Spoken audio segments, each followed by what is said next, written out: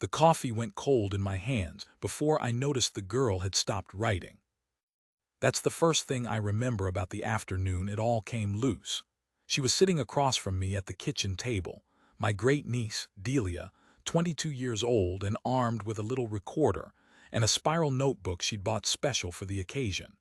She was doing one of those family history projects, interviewing the old folks before they turned to dust. I was the last old fool left on my side of the family, so I got the honor. I've been talking for the better part of an hour. About the ranch.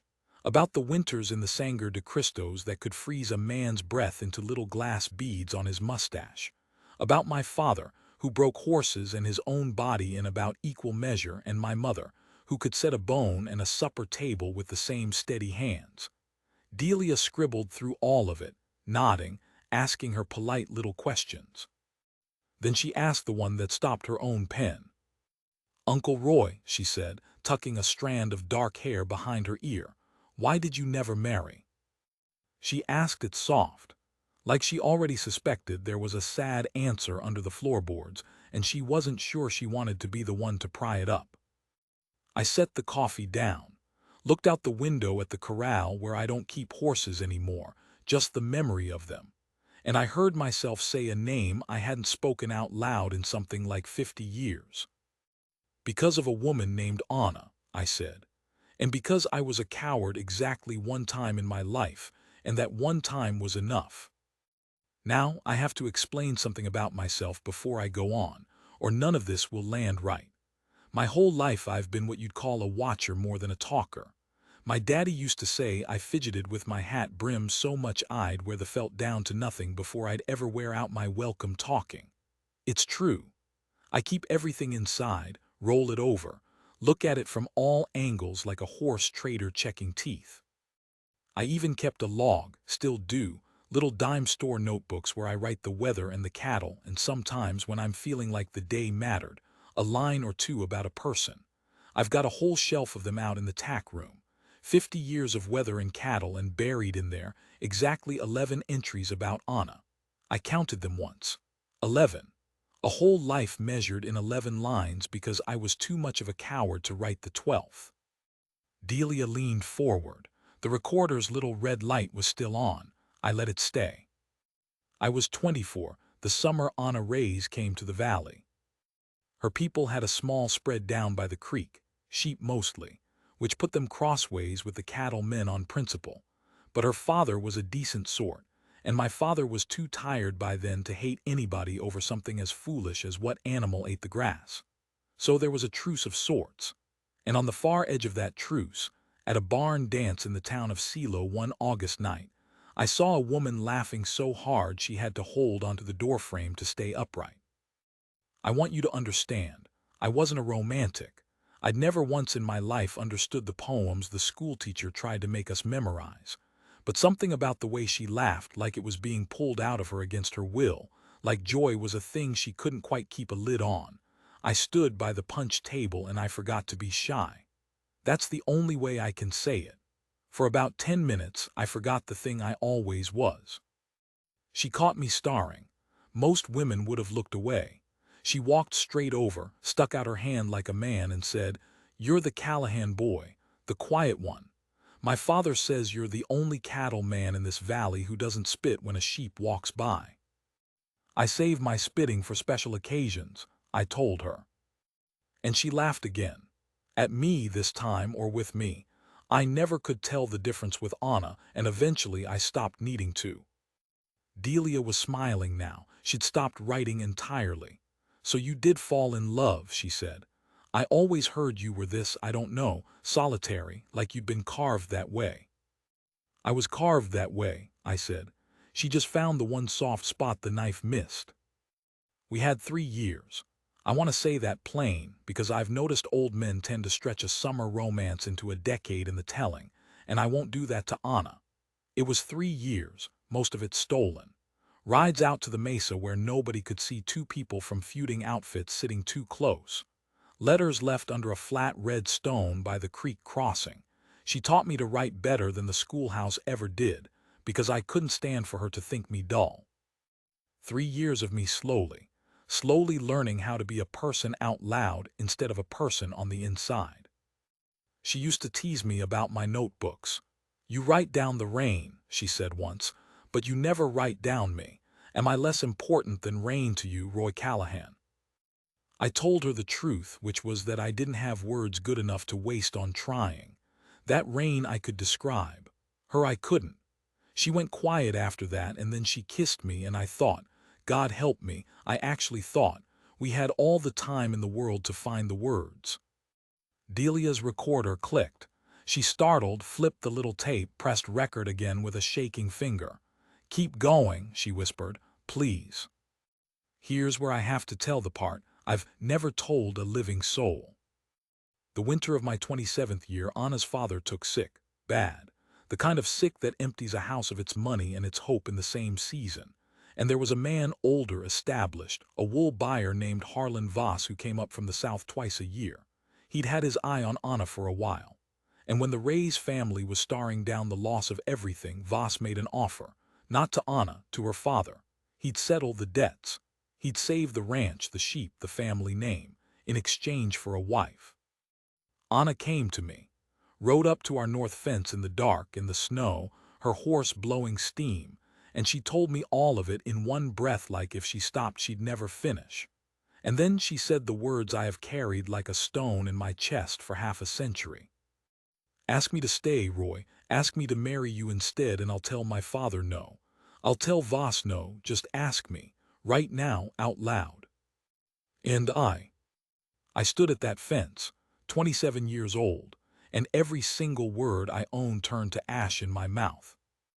I want to tell you it was the money, that I did the math and knew a struggling cattleman's son couldn't save the Ray's ranch, couldn't give her a life half as secure as Voss could, and that I stayed quiet out of love, out of sacrifice, so she could be safe and warm and fed. That's the story I told myself for about 30 years, that I was being noble. But sitting here now, with a girl's recorder running and my whole life behind me, I can finally say the truer thing. I was afraid.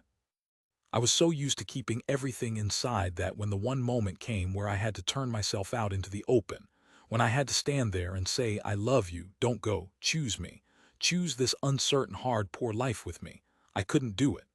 The habit of a lifetime closed my throat. I looked at the woman I loved more than my own breath, and I said nothing. I just stood there working the brim of my hat in my hands like a fool. She waited. God, she waited a long time.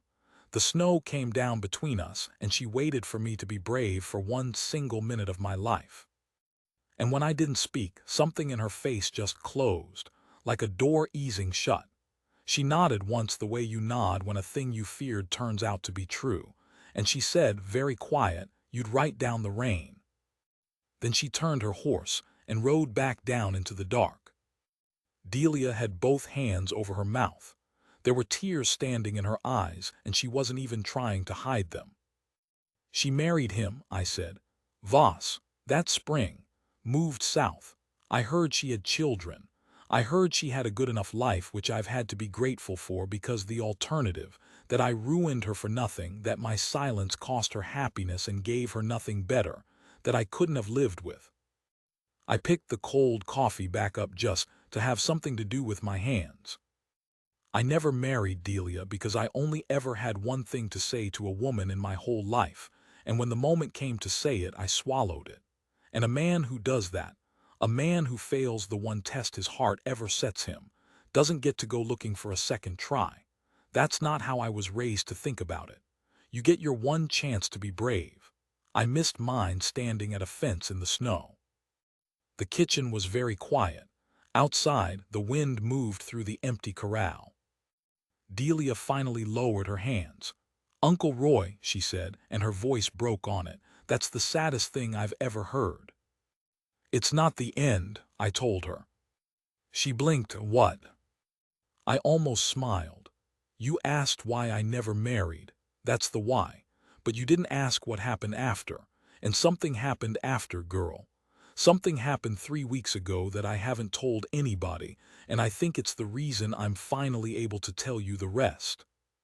I stood up, my knees cracking like old timber, and went to the drawer by the window, the one I hadn't opened in front of another person in 50 years.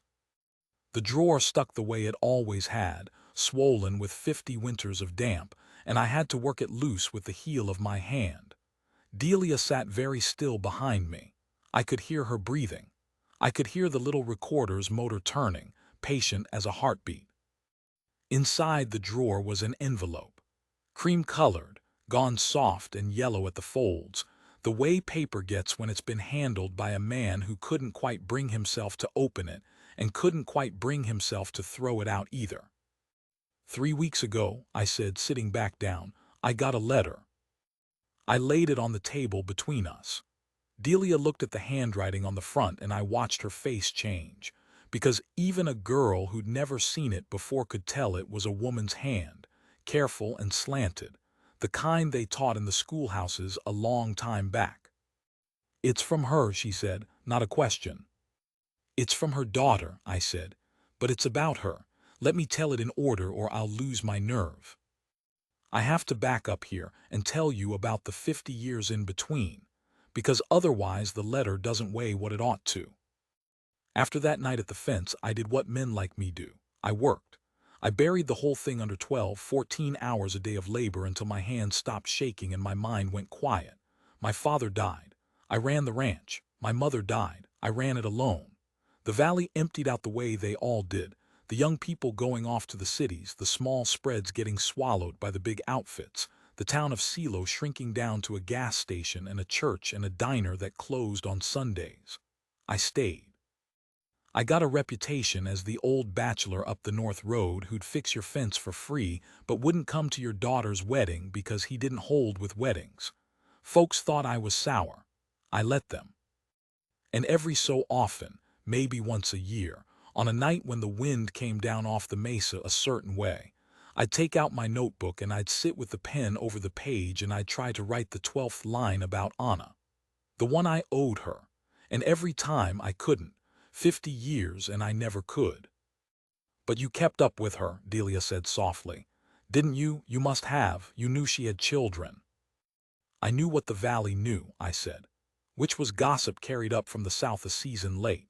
I knew Voss died maybe 20 years back. I knew she stayed down there. I knew she was a widow.